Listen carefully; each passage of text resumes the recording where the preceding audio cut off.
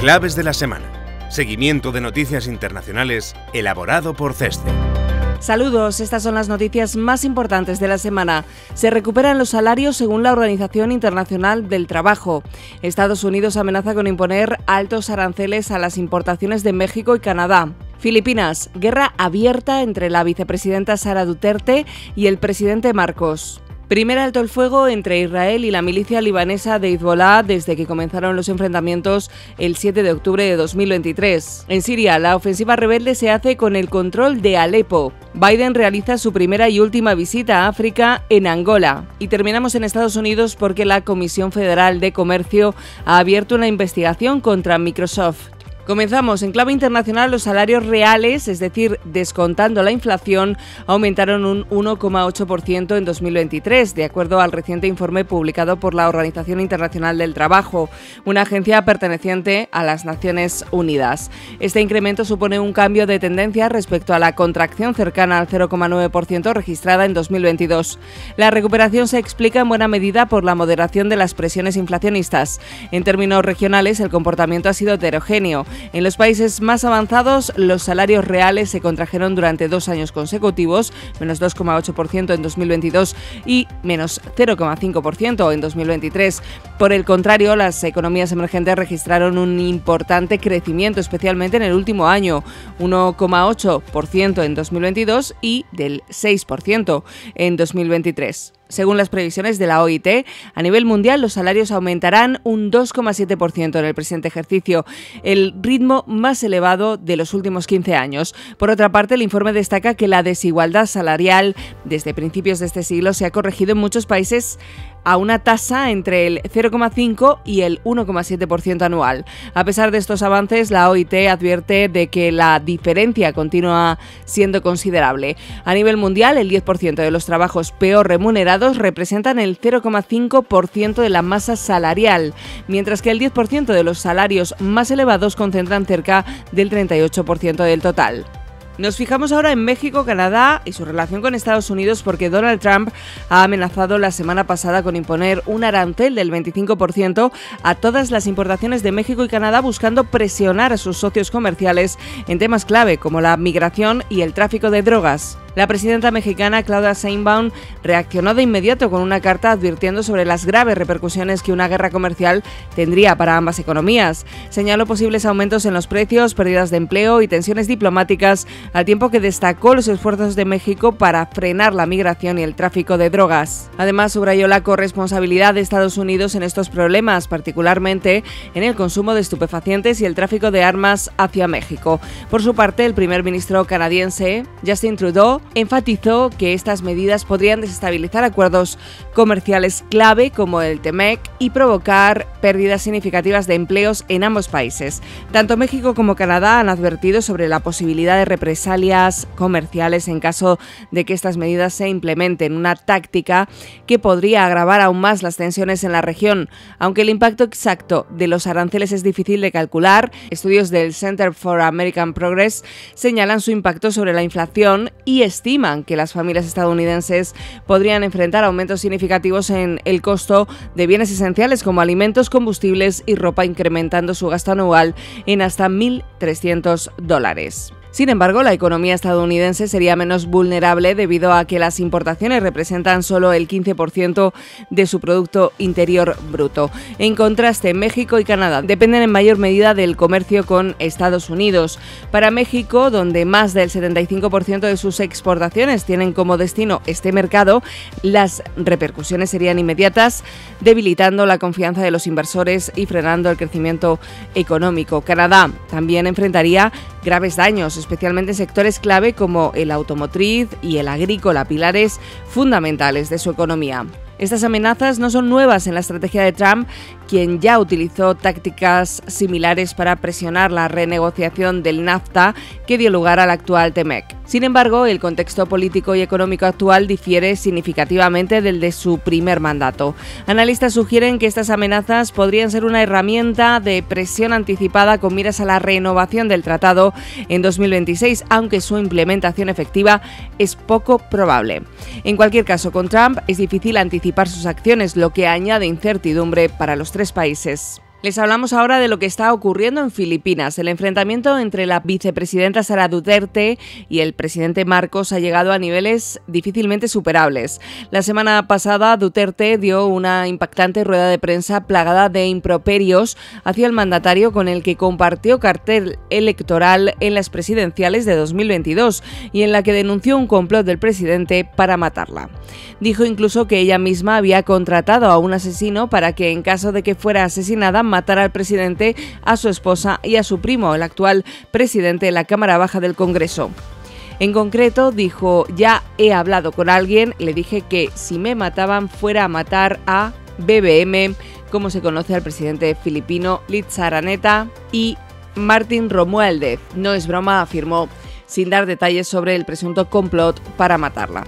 El choque entre las dos dinastías políticas más prominentes del país parece pues completamente descontrolado. Sus disputas de los últimos meses en torno a las relaciones exteriores con China pasaron al enfrentamiento directo cuando se supo de las investigaciones oficiales sobre el presunto uso indebido de fondos públicos por parte de la vicepresidenta.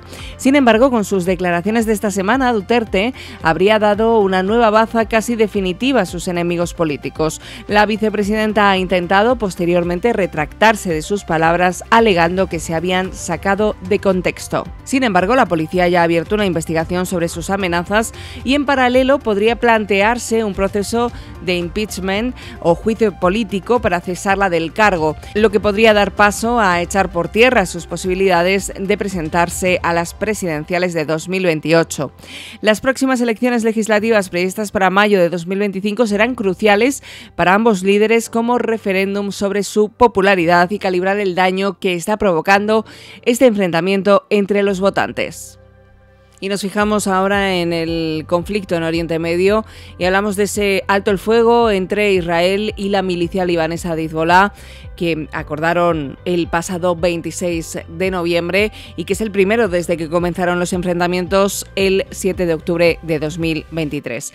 La tregua, impulsada por Estados Unidos y Francia, establece una primera fase de 60 días. En ese tiempo, Israel se ha comprometido a retirar paulatinamente sus tropas del país de los Cedros. Por su parte, la milicia chií aceptó replegarse al norte del río Litani, a unos 30 kilómetros de la frontera con Israel. Para garantizar el desarme, el ejército oficial del Líbano desplegará cerca de 5.000 militares en la zona fronteriza. Asimismo, Estados Unidos y Francia liderarán una misión internacional sobre el terreno para supervisar el cumplimiento de la tregua.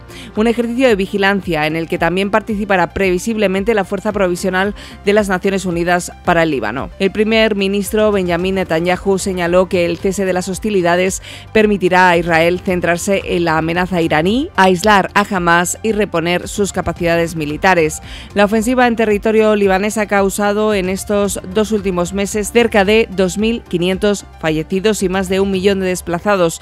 De momento, la incertidumbre continúa siendo considerable, dado que ambas partes se han acusado mutuamente de violar en repetidas ocasiones el alto el fuego. Y en Siria, en un inesperado movimiento, el grupo salafista Hayat Tahrir al-Sham, junto con otras formaciones rebeldes como el Ejército Nacional Sirio, lograron en apenas 3 días arrebatar a las fuerzas oficiales de Bashar al-Assad el control de la segunda ciudad del país, Alepo. El ataque sorpresa supone una ruptura del frente de guerra estabilizado desde el alto el fuego pactado en 2020.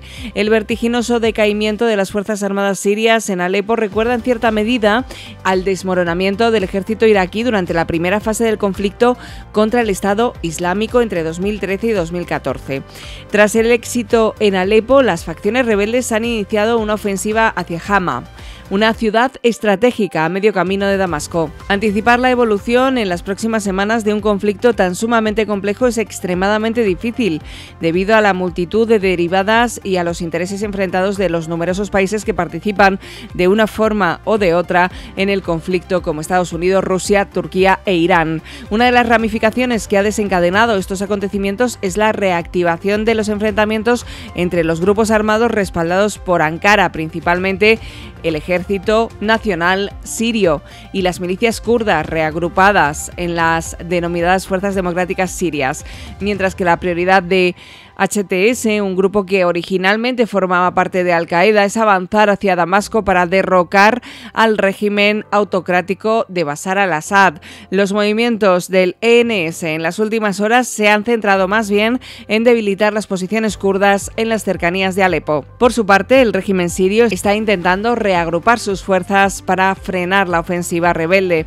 Sin embargo, su capacidad militar es considerablemente menor respecto a hace un año, mermado por la debilidad de sus dos mayores valedores, Rusia y Hezbollah. Cabe recordar que Moscú ha retirado a buena parte de su contingente desplegado en Siria para reforzar sus opciones militares en Ucrania, y Hezbollah se encuentra en un momento de considerable fragilidad, desgastado por la guerra con Israel.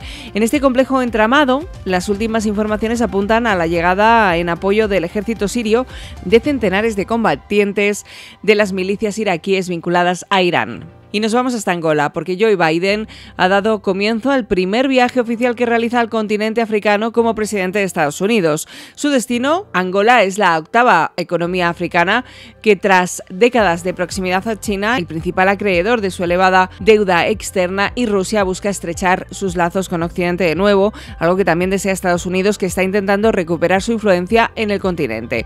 No obstante, la visita inicialmente programada para el pasado octubre está eclipsada por el inminente regreso de Donald Trump a la Casa Blanca. Durante su primer mandato, Trump profirió insultos y múltiples desprecios a las naciones africanas, por lo que se teme que su llegada dinamite los escasos avances realizados por la administración demócrata en las relaciones estadounidenses con África.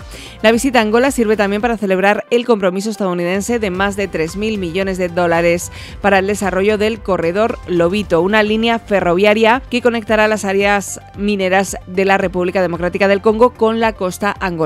La decisión de Washington, que obvia el precario estado de las finanzas públicas de Angola, recalca que en la actualidad los intereses geopolíticos son prioritarios. Y seguimos hablando de Estados Unidos y de la cruzada contra el monopolio de las grandes tecnológicas. La Comisión Federal de Comercio de los Estados Unidos ha abierto una investigación contra Microsoft sobre una posible competencia monopolística en sus negocios de computación en la nube, licencias de software, productos de ciberseguridad o inteligencia artificial. En concreto, los competidores se han quejado de las condiciones de licencia que ofrece y las prácticas anticompetitivas que Microsoft emplea al agrupar los servicios del software con los de almacenamiento en la nube. En paralelo, el Departamento de Justicia de Estados Unidos ha solicitado al juez medidas radicales a Google ante lo que considera un abuso de poder en el sector de los motores de búsqueda. Según el Departamento de Justicia, Google ha creado un monopolio ilegal invirtiendo miles de millones de dólares en acuerdos exclusivos con operadores de telefonía móvil, desarrolladores de navegadores o fabricantes de dispositivos como Apple para que lo incluyesen como su motor de búsqueda predeterminado. Los fiscales también están tratando de imponer restricciones a la forma en la que la empresa entrena sus modelos de inteligencia artificial, en un momento clave en el que la gran empresa tecnológica compite con ChatGPT de Microsoft por el desarrollo de sus aplicaciones de inteligencia artificial.